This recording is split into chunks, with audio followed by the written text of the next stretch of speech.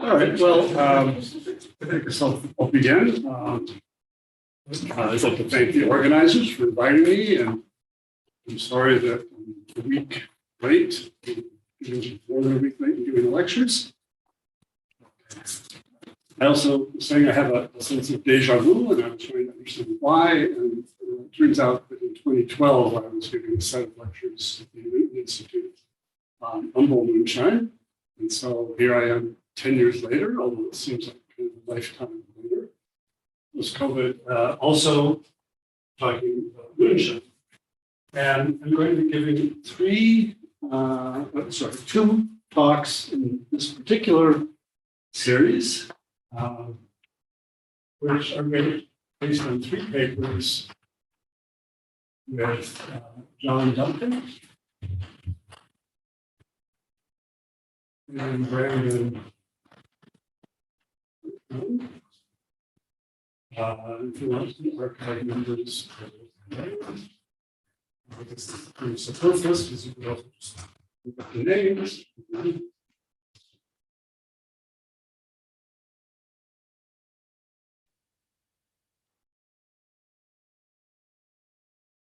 As always said, when you do anything involving numbers, you should write down the numbers explicitly. So who knows what moonshine may have some significance to these archive numbers. So I'm going to be talking about, and what's in these papers are examples of the new kind of moonshine, penumbral moonshine. It's penumbral rather than umbral because it's less shady than moonshine. Moonshine involves modular forms which have shadows. Penumbral moonshine involves way to have modular forms which don't have shadows, so it's less shadowy. Lifting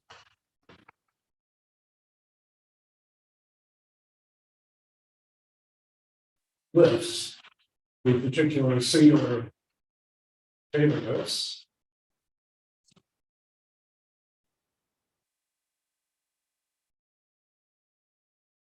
from modular forms of the path, 0.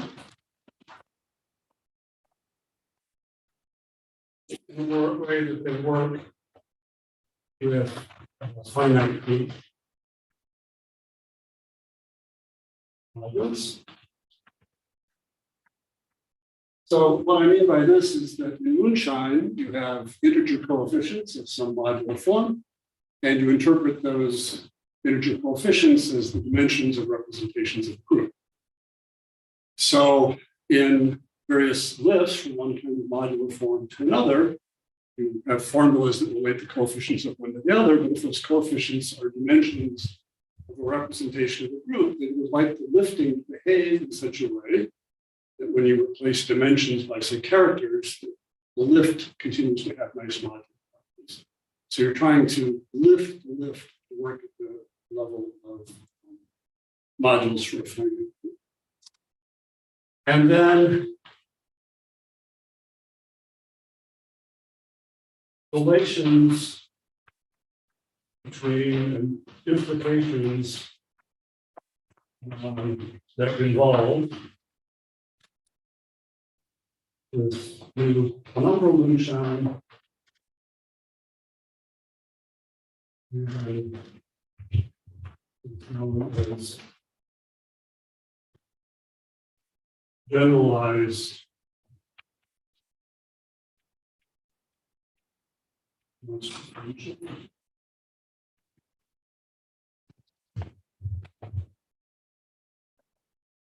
so that's kind of general outline. And before proceeding, I just want to make a comment.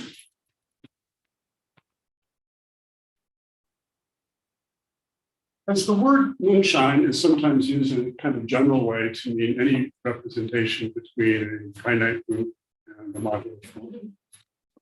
But I don't think that is the right definition, and I'm not going to try to give a precise definition, but according to Richard Borchers, who famously proved the main conjecture of Connolly and Norton, modular moonshine should be applied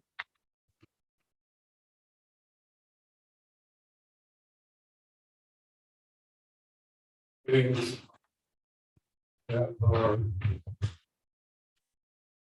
weird and special,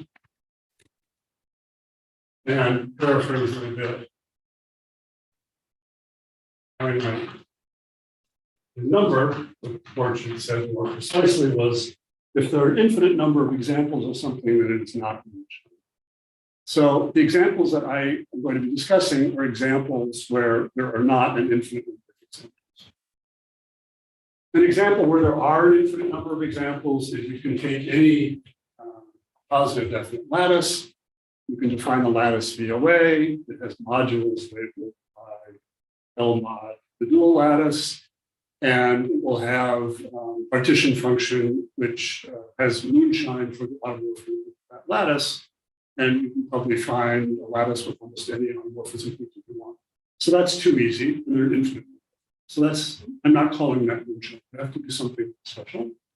And the thing that will enforce this finite in number, in the examples that I'm going to talk about, is a classification by genus zero subgroups of SO2.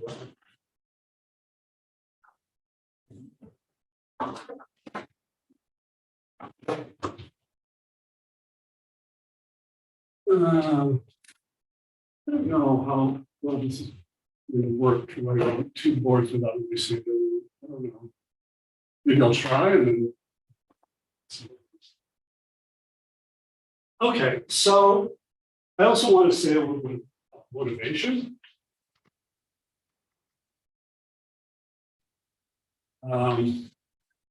I really regard myself as a physicist rather than a mathematician. Do some things that are a bit mathematical, and sometimes I've written papers with theorems. But whenever I've done that, there's always a mathematician who can check them out for me. So my motivation comes more from physics than from anything else. And in monstrous moonshine,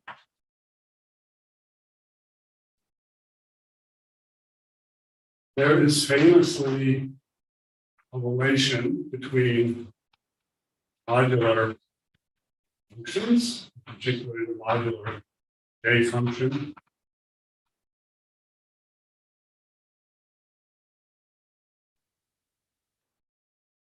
and on the other hand, something about the representation of finite groups, in particular the monster group. And of course, the fact that this seems so outlandish, that these two things seem to have nothing to do with each other, which is why this was called moonshine in the first place. And the object which unites these two things, we now know, is what we would call a VOA, or the holomorphic part of a conformal field theory. And it has a description as taking a Z2 quotient of a very special 24-dimensional torus, which you get by taking R24 on the leash lattice and defining the CFT or the VOA on that space. Now, this construction by Frankel, Lepowski, and Merman was 1984. The definition of what two-dimensional conformal filters really are, Polavin, Polyakov, and Samologikov, was also in 1984. And this was the first example, or later realized to be the first example of what might be called an orbital fold conformal field theory, and was sort of developed independently in the physics literature, and now is an important tool in conformal field theory. So now this connection doesn't seem odd because you have an object that manifests both the action of a finite group. Not trivial to show that this object has monster symmetry. We do that. And the modularity occurs, I think to Frankel, Lepowski, and Merman, it was a bit of a mystery, and it was something that they imposed. But physicists at the time were very focused on modular invariance with the Rolf-Person string theory. And the partition function of this CFT has a path integral description. very much care for path integrals, has a path integral over a torus with modular parameters. And global diffeomorphisms of the two torus correspond to modular transformations. And so the modularity is a basic physical requirement of a two-dimensional conformal field theory. A finite group action is non-trivial, but some parts of it are quite easy to see. Part that acts on the leech lattice is quite easy to see. And so with this object in the middle, now the mystery of monstrous moonshine is kind of resolved, although why the whole thing exists is still a mystery. All right, but I'm going to be talking about other kinds of moonshine. I'm not going to talk much about umbral moonshine, but in umbral moonshine, we again have a finite group. And we have not a modular object, but we have a Mach modular that Dan talked about yesterday, a Mach modular form of weight a half. And in this Mach modular form, the representation theory of M24 is trying to manifest. But we don't know exactly what the box is, the object, the mathematical or physical object that connects these two things, although we know that it seems to involve A3, it seems surfaces, well, actually I should say the superconformal field theory constructed from a surface. It seems to involve Lie lattices, which classify the examples of umbral moonshine. And I don't know, it seems like it probably involves some other elements or some combining these in some novel way, because we have a partial explanation for M24 in this language, but not a complete explanation. And for the other cases of umbral moonshine, we have sporadic little constructions, but not a global understanding. And in penumbral moonshine, which I'll talk about later, I would say that this box is really a complete mystery. There are a few very small hints which may or may not right, which I mentioned. And so, to me, umbral moonshine and penumbral moonshine are kind of as much of a mystery as monstrous moonshine was back when it was introduced by Conway and Martin, and as big a clue that we're missing. And given the importance of this, not this particular example necessarily, but the general conception of the VOA and the CFT, I think filling in what these boxes are here is an important open problem that should have implications for both physics and math, even though it's turned out to be very difficult to do. So that's my motivation as a physicist for this general area of study.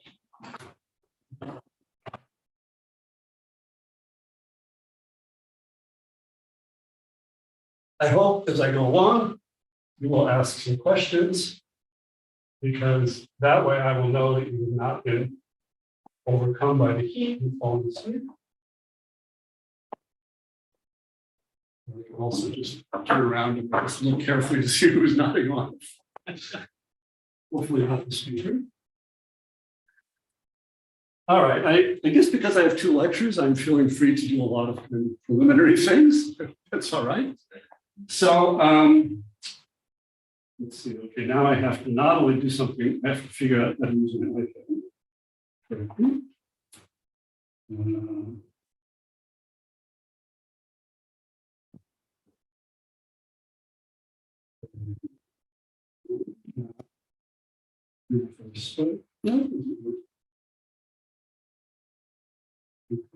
To log it.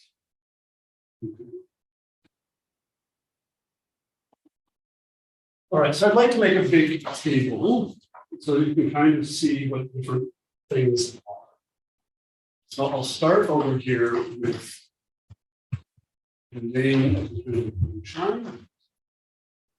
This is not absolutely every known example, but it's most of the known examples.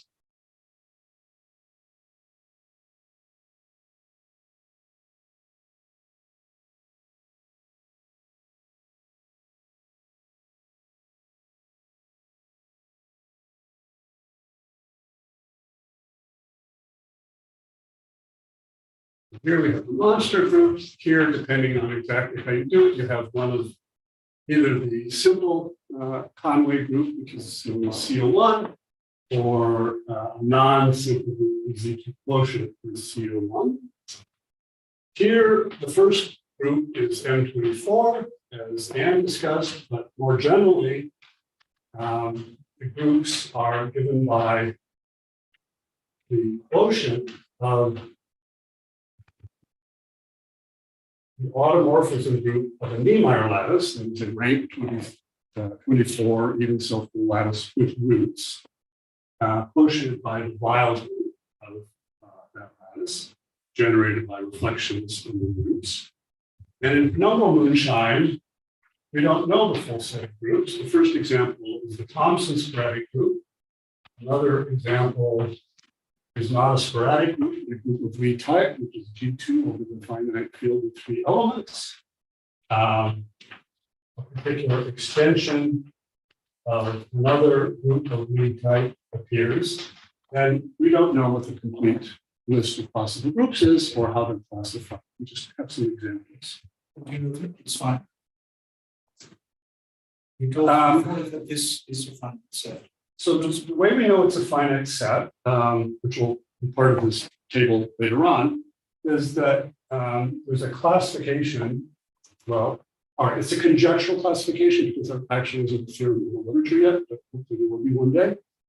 That these are classified by Fricke genus 0 subgroups of SO2R.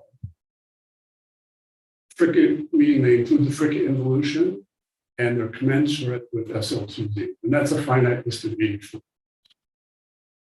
So And you accept an older show? we don't know. I'll try to explain that this gives a kind of classification of possibilities, but it doesn't guarantee that each example will be realized. And something like that already occurs from Moonshine, and I'll mention that as well. Okay. The modular objects, I'm using object rather than modular form and functions because I'm trying to be kind of general, so I'm including modular functions with 0 modular forms, but also things with a half, which strictly speaking are transformative Lie representation from the eclectic group. I'm trying not to get too into the weeds on that. Okay, for the monster, they're modular functions, like weight 0. Same for Conway Moonshine. Here, they're weight 1/2, not modular forms associated with the representation rho. So M, they go by M, positive M. They're Mach modular, Mach. And for Penumbral Moonshine, they are weight 1/2 modular, associated with the conjugate of the Lie representation rho M. So in a sense, you could say that these two things are kind of mirrored in some way in that they correspond to representations of the conjugate of the Lie representation. And this, at the level of Jacobi forms, we mean that these are associated with Jacobi forms, you can construct a Mach Jacobi form. Whereas these are going to be associated with what are called skew holomorphic Jacobi forms. And these two kinds of Jacobi forms are both natural generalizations of the Jacobi data function, but they are associated with different representations. An example, well, here we'll have J of tau. Here, I'm not going to bother to write anything down. Here we have that form Anne wrote down, and here we have something that I'll write down in a minute.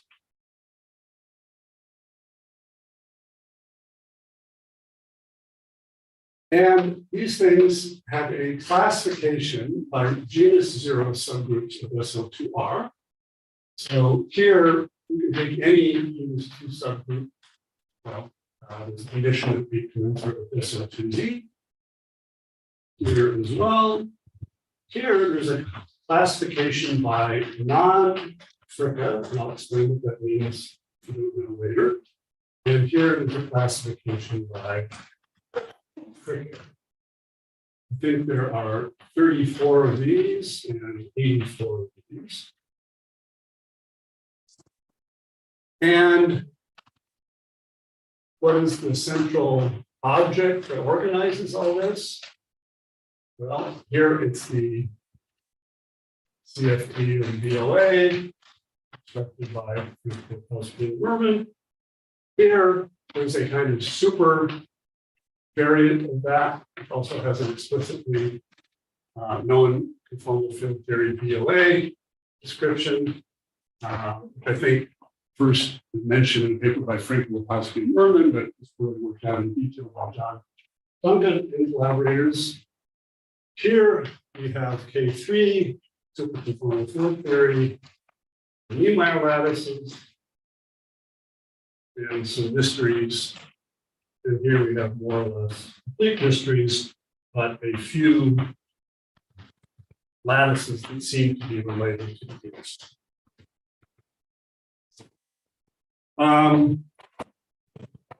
And I guess at the bottom here, Dan already wrote down what H2 was, so let me just write down the first two terms of the Q expansion of this object. This is Q2, Q to the minus 3 plus 248 plus 2 times 27,000 fourths. 2, 985, and these underlying quantities, this is in H2, are dimensions of the rest of the constant square group. And for non, this is equal to 2F3 plus 248. We have tau, where F3 is a way to have function, and I think appeared in the paper of orchards, and then Don's paper explaining how one way to understand orchard flips. And probably theta is then F0. Sorry? And theta is probably then just F0. Yeah, theta is F0. It's a modular form for gamma naught 4 and plus space. It just has singular term. So F0.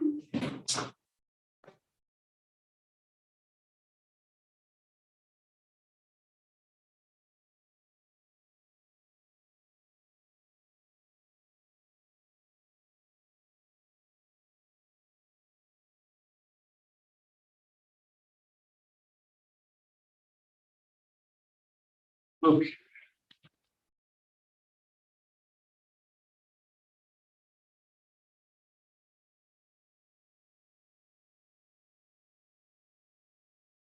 Okay, now there's one generalization of this which will also play an important role what follows, which is the notion of generalized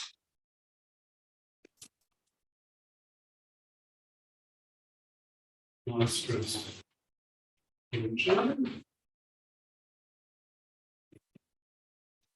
If you choose G and H elements of the monster, which commute,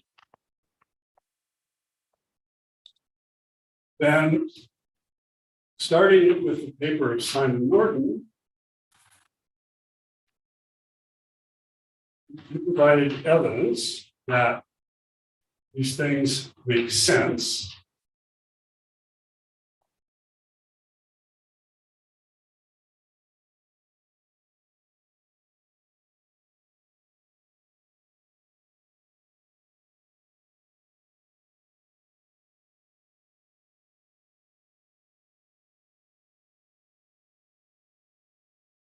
In a paper that I wrote with Paul Ginsberg and Lance Dixon, we tried to get very explicit CFT interpretation of what FLM did. We suggested these could be understood also as kind of partition functions where you have an action of G, but acting on what's called a twisted Hilbert space, constructed out of fields that are twisted by an element of H. And in physics, the way you understand this is you draw a kind of picture of what a torus is as a box, opposite sides identified.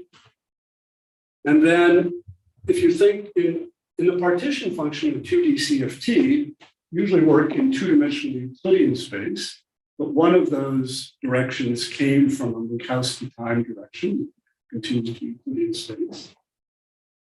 And putting boundary conditions in the time direction of that torus and in the H direction, and putting spatial boundary conditions in H corresponds to this object. And this is really a map from the fundamental group of the two torus into the monster. And since the fundamental group is abelian, these two elements have to commute. So Carnahan, I think, has now proved that all of these objects, as a explicitly constructed all these using more abstract techniques, that these things are all genus zero subgroups, are Haupt modules for genus zero subgroups. That's the two. Okay.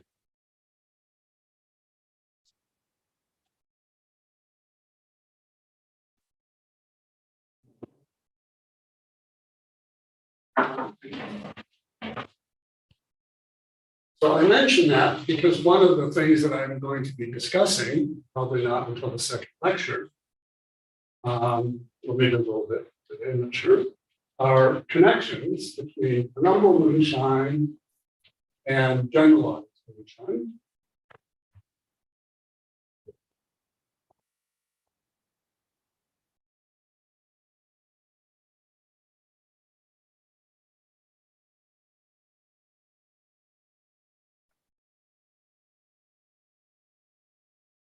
Okay, so any questions? Yeah, I guess one. Yeah, question. So, convergence of tabling just raised. Is there? So that as soon as you get to this umbral and penumbral, it's not clear what to do in that last row. Are there any objects mathematically that sort of maybe they don't reproduce exactly the Mach modular form that they're interested in, but give something like this, or is that what you? You might not know that which VOA produces, the monster, but you might know that, characters of VOAs even one of them. Yeah, there are a few examples of umbral moonshine where the groups are small, Z2s and 3, some small diagonal group, where there are constructions of things that I think satisfy the axioms of a VOA and are based on the fact that if you have a lattice of indefinite symmetry, you can define a theta function defined in kind of a wedge where it converges. And you can use those formulas and this indefinite symmetry lattice to define something that is a VOA. But this is kind of a point where VOA and CFT diverge. Not every VOA is a CFT. VOA language is more general. And so I guess you have a series of vector spaces. And I forget exactly what the next one would be. All right, VOA are. But as a CFT, these things are very, very weird. They're operators that don't have inverses. It's not good physics. And the construction doesn't seem to be uniform. It only gives you a few examples and relies on specific formulas for certain modular forms. What are they called? Theta function. Indefinite, yeah, theta function. Well, hyperbolic, I mean, signature. Yeah, but they're hyperbolic, but you define it in wedge. You take. No, that's what you have to do. But Yeah. I mean, for higher signatures, it's kind of complicated. Yeah. Higher times, but yeah, it's just indefinite things. Yeah, indefinite. So I'm sure to already started. Yeah. Yeah. Sakers found. Yeah, I learned from Jacob's thesis. Yeah. I mean, I don't really have so there are other people here who work on moonshine, and they might have answers or thoughts or something to say. So I guess the answer is no. I think the most emphasis has been on understanding M44 and trying to really understand its connection with K2. But as Anne mentioned in her talk yesterday, you can prove that no K3 signal model has M24 symmetry. So you have to do something else. And one idea is to combine symmetries at different points in the K3 Market space, which is a symmetry approach that maybe the capture have followed, which is partially successful, but not given all the information. So I don't know. That's where most of the work has been, but we don't have a complete insight. It's also possible that nature is very, math is very cool, and that, the elliptic genus of K3 is kind of unique Jacobi form with weight 0 and index 1. Maybe that also arises naturally for some other object which has M24 symmetry, and the fact that it's the genus of K3 is just that would be kind of cool. It's possible. Okay, so I'm not, it's kind of a,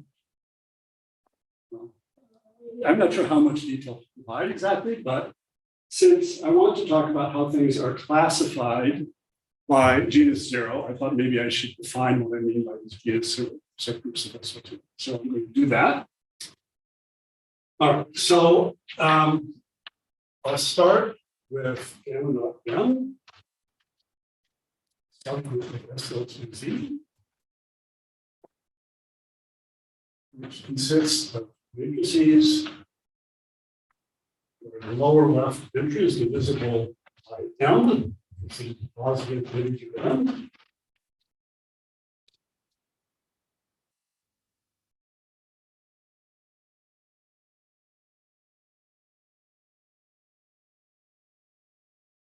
Now, starting from this group, for each exact divisor of m, so n, so n divides n, and being exact means that n is relatively prime to the quotient of m.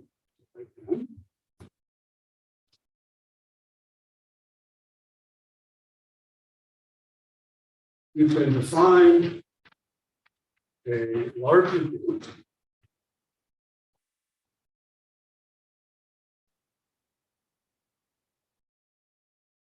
that adjoining what are called Latin planar involutions, which you can think of concretely as matrices in SL2R of the form AN, B, CN, DN, and A, B, C, D integers, and the determinant is 1, if you want it to be in SL2R. And it's a two-line calculation, just take two of these elements and multiply them together to see that they are evolutions in order 2 in, that is the square of this is an element of, What is the group? Are you just adding one? well, so I have to say, okay, so now if A is a list, which always includes 1, could include n prime, of exact divisors. Very generalized question. In the first sentence, you didn't finish the sentence. If you have one exact divisor, just one, then you said there's one group. So you add on. I'm sorry for my incomplete sentence. Let me start. Completed. So what is the larger group? Let me start over that sentence. I don't remember how I started, but let me complete it now.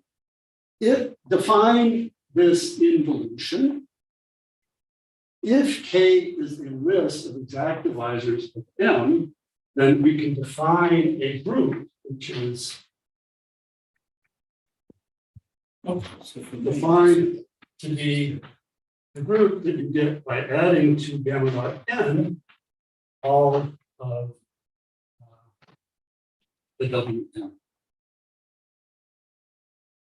So, yeah, okay. And I'll usually refer to this group just using this shorthand notation, or sometimes an even more shorthand notation of just M plus K. The K should be a group. K should be a list. Sorry? K should be a list of exact divisors of numbers. No, but then that won't be a group unless they're close to the multiplication. No, but they, well, first of all, they are, I mean, the associated matrices are closed under multiplication. Well, of course, but I'm asking you, this has to be, there's a multiplication instead of exact divisors. Yes. It's a group of order 2. Right. And I'm asking if K is supposed to be a subgroup, that or just a random subset. But presume it's a subgroup. Of course, if you just take these generators, the group they generate. I think if I did, yeah, I can just take any subset Yeah. and define the group to be the group generated. No, but I'm by. asking your notation because for instance, you've included 1, which you don't have to add because it's Okay, already it's, there. all right, okay. So I guess, it doesn't mean uh, it's notation. okay, maybe it's not imperfect notation, it's, right, take a set of exact divisor, take the group generated by them, and then take their image of that defined by this map into SO2. That defines the subgroup of SO2.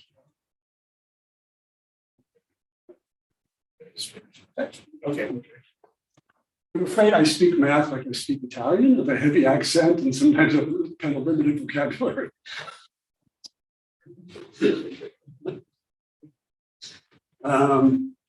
Okay, anyway.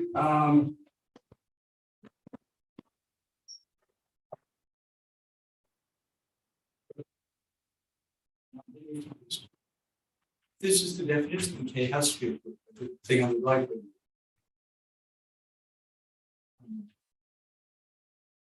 Well, yeah, so this, okay, this, you're right. So this group needs to be, this set needs to be closed under multiplication under the group defined on exact divisors. I agree. Okay. I agree. So this has to be, this has to define a subgroup of the group, which I guess you might call X sub M, of exact divisors. Yes. Sorry for that was the question. Yeah, thanks. All right.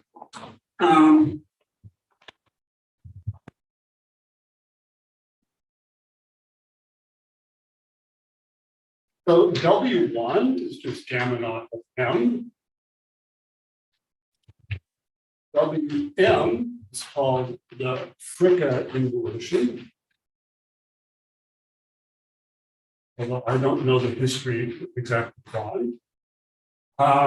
And we will say the Notation. Usually WN means any specific representative if it's not the set. And so WN is just one figure wrote down, minus 1 over M tau, which was first discovered 100 years before that later. Okay. So it's, but nobody thought of writing on the set of all of those things. So K is called frickin if K includes M itself and non-fricka if does not include M.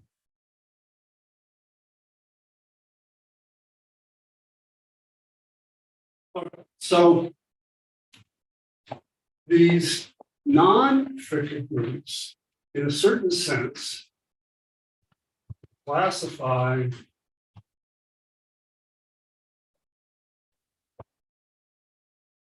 examples of motivation.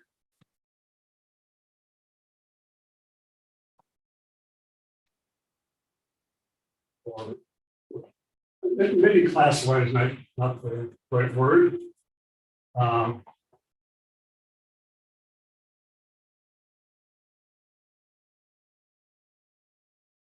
You now got me worried about being precise.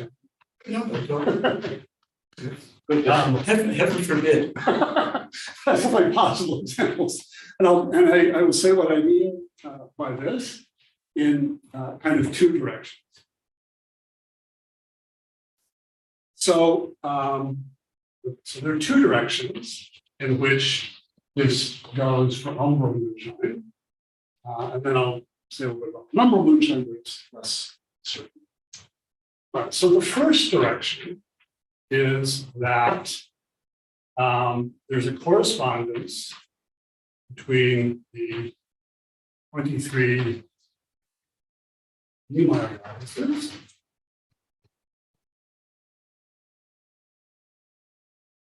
on LCN and on the moonshine in the group.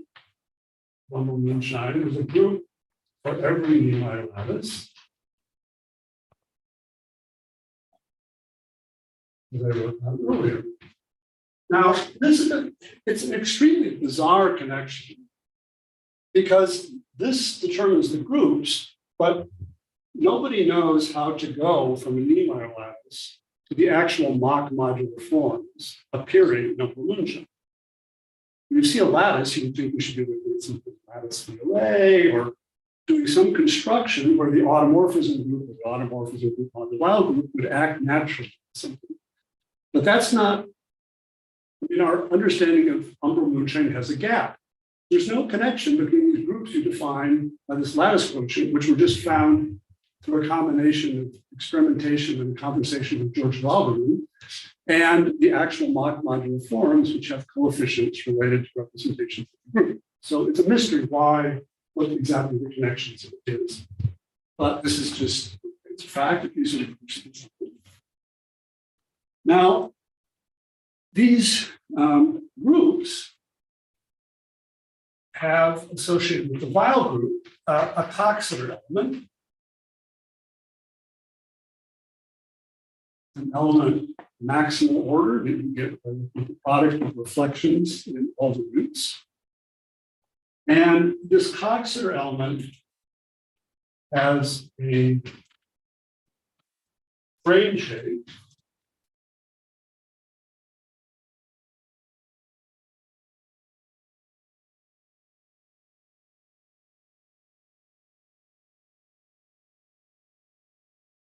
where the ni's are positive integers and the ki's can be both positive or negative integers.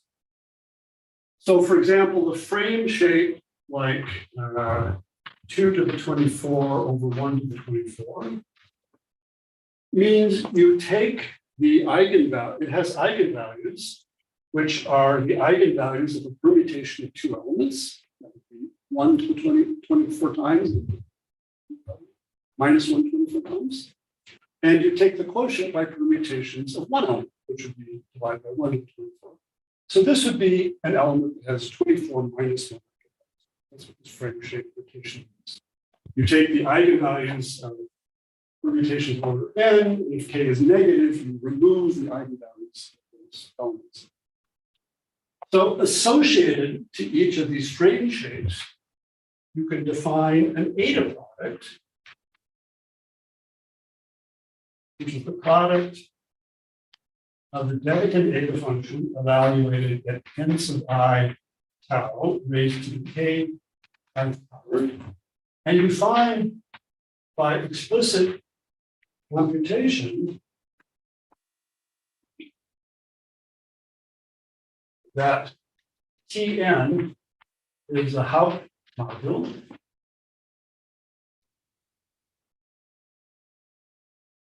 for a units 0 non group.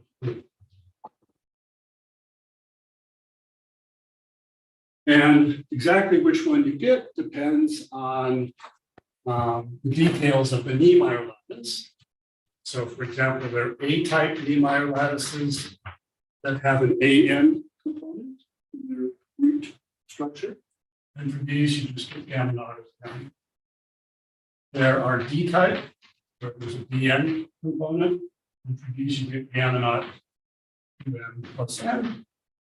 And for the ones that have E6 or E8 type, you get slightly more exotic unit-zero groups. But they're always non-fricka. And so this gives you an alternate way of classifying, labeling examples of Penumbral moonshine, which is you label it by this set of 23 non-fricka genus zero subgroups of associated. And is there any guess? So you're missing 11 of this? Yes. Is there any guess for what should be something that's not Niemeyer? So that brings me to the next. Oh, sorry, after the preliminary question. Yeah. I didn't know even that fact, I didn't remember. For the remaining groups, the hypothesis A, so don't assume them not. So I don't know the answer to that. This can be worked out, it's yes or no. Yeah, I don't know. And that's of course the most likely answer. It's a good question. So what I wanted to say, related exactly to your comment, is that there's a second point of view,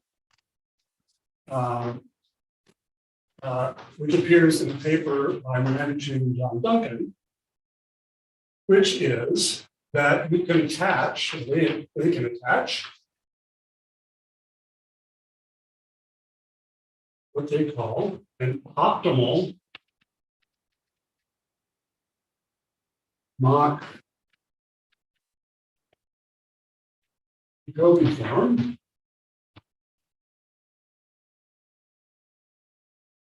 each of the 34 units zero non-fricka groups.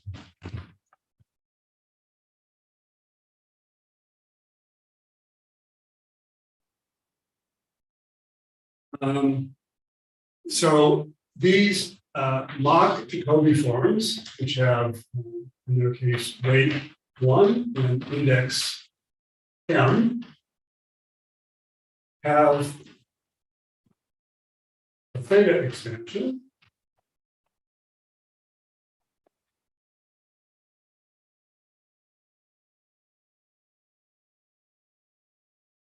These are the guys transformed as the way to have the representation. And optimal here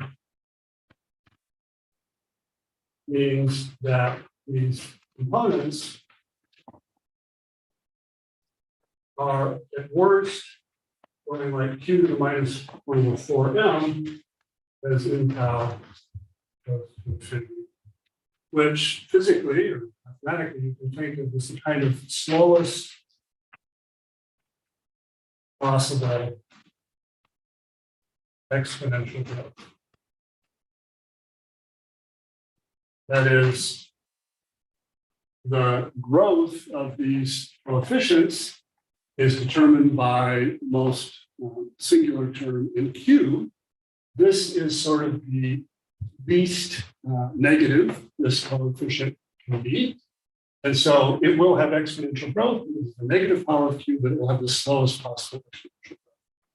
And in other cases, that also seems to be a very useful criterion in finding moonshine. And I first learned of this from a paper that Don wrote with Atish and some Murthy. So there's a puzzle here. Here there are 34.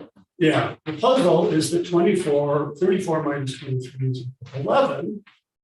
And the question is, what are these? In particular, is there moonshine? There are Jacobi forms, which they write down, Mach number 21. Is there moonshine? Are there groups that are determined by lattices in some way? And as far as I know, the answer is unknown. So it could be that just like monstrous moonshine, not every genus zero subgroup of SO2R occurs as one of the Mackay-Thompson series of monstrous moonshine. Some of them do, but not. It could be that in Penumbral moonshine, not every optimal Mach-Jacobi form appears, only some special ones, and that's just the way it is. Or it could be that even umbral moonshine is a little bit broader than we know, and that there is some kind of moonshine. If you look at the coefficients, the groups probably are quite small, but it's very hard to find them because without the information on the lattice and what group it should be, it's very hard to identify moonshine for small groups because they have a small number of small representations and there are too many possibilities. So, sorry, you talked about two of those. In the 23 cases that we do know, Yeah. What is the relation of the two model forms? You have a beta product and you have this Jacobi form, which is optimal. Right. How's that related to any? So it's not. I mean, it's not. So the two points of view are not related even in the 23 cases that aren't mysterious. So No, that's even right. mysterious. That's right. There's a correspondence, but we don't know. Well, they're both labeled by the Niemeyer. They're both labeled. But the multiple objects you don't know. No. That's it. So, Yeah. Another question, that's so much. I've wondered this for 35 years with different moonshots. Why is genus zero important? If you have groups of some higher genus, there's still plenty of multiple functions. They just got no number isomorphs with P1, it's a covering. And is there any intrinsic reason why it's important that you actually Well, the map is 1-to-1?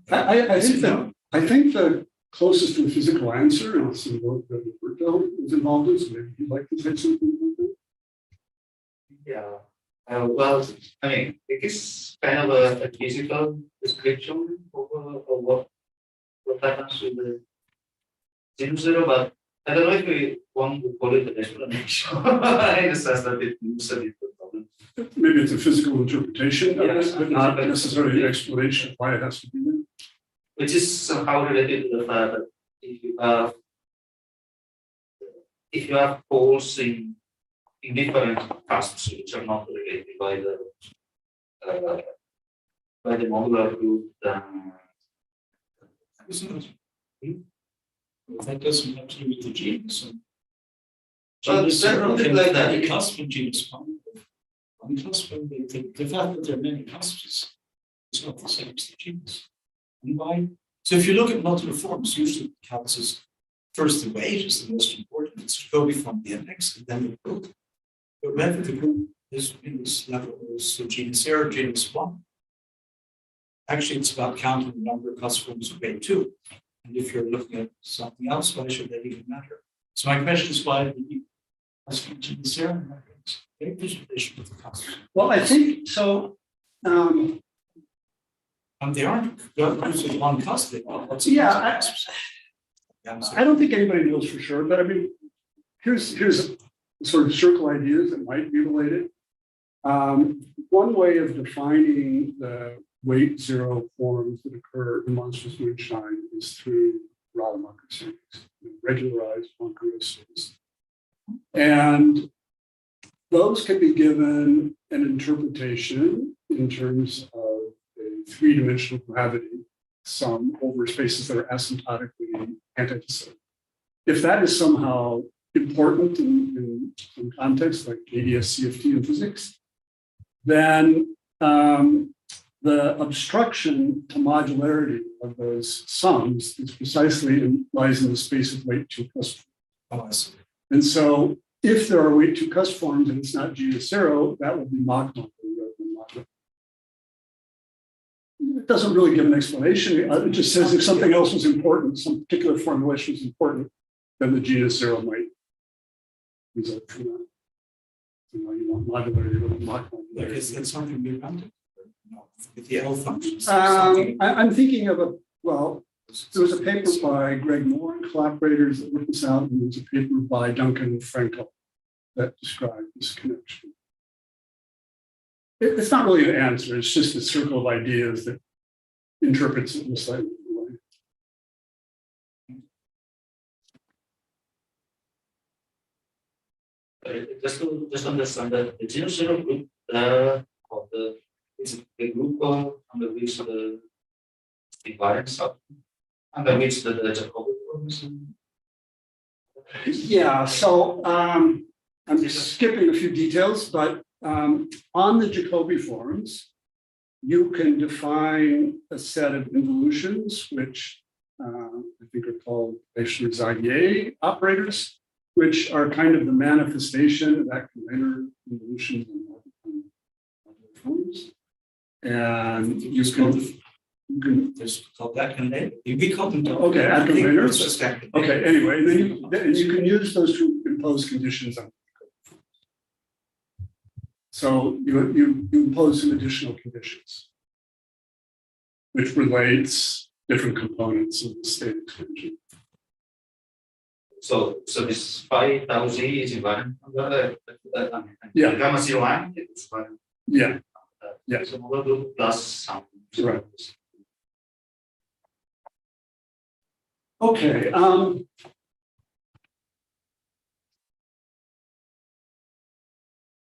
I don't know. I mean, this is maybe sort of a natural stopping point. It's been about an hour and it's hot. So I don't know. But how do people feel? Such a cool lecture. Can I ask? Not for me. So I haven't seen this stuff for a long time, but if I remember right, you're matching the dimensions of the representations, and that's of course a character. That's Right. right. And so you can do something similar with other characters Yeah. and get other modular. Yes. Does that persist to all the kinds of Moonshine that you're describing? Absolutely. Absolutely. And that is really the sort of the acid test of the claim of Moonshine, that you start out with some coefficient Cn, which you claim is the dimension of some vector space carrying representation of the group. And then you should replace, so you can think of this as basically identity, and then you should replace that by characters. And when you do that, you should find something that is modular for roughly gamma naught of the order of G. The little roughly means that what you actually find are often some extensions of gamma naught and G, because what you get some overall phase, and if you want to get rid of that phase, you have to look at a slightly bigger group. But kind of morally, it's modular for gamma naught over G. And that is true for all these examples. So for Penumbral Moonshine, that was worked out by several different groups that you can find these modular forms, and for all the cases of Penumbral Moonshine in the two papers that I wrote with John. And in a few cases of Penumbral Moonshine that I'll discuss, we also carried that out for those examples as well.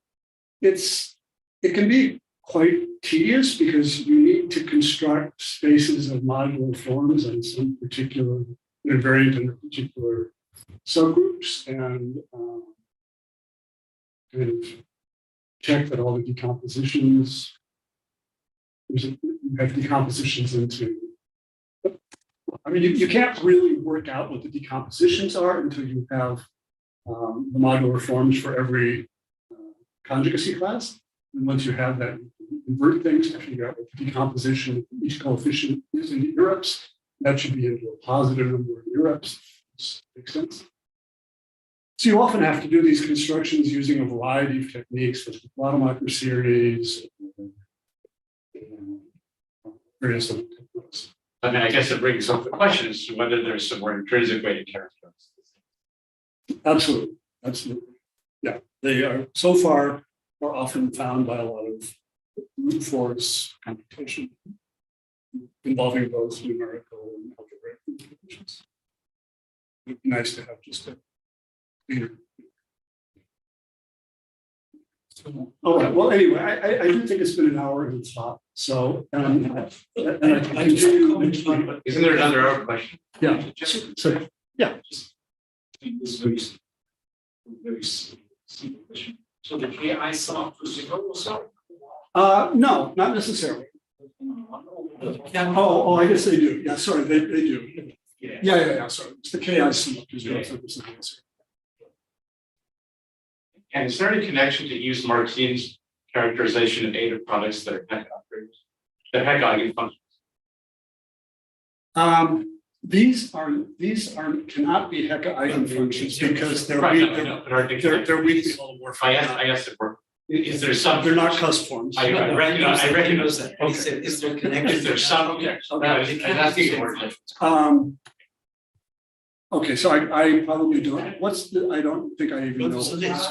So there's a list of beta products that are cusp forms. No, they're always custom forms if they're, that's trivial to work on the custom. No, but if they have, if you have negative, if by beta products. you have It's negative completely powers. trivial to work on the valuation of every custom, but they're all strictly custom, so it's a huge code on some ladders, that's not the problem. But no, it's heck eigenfunctions, right? They should be holding more from data heck eigenfunctions, but anyway. And so, for instance, 8 to the 24th, so, which is a heck eigenfunction, it's a finite list. And so indeed, it's reasonable to look first how long that list is. And if you see a 23 or 34 or any other one, you can look if there's some numerology. There's also numerology.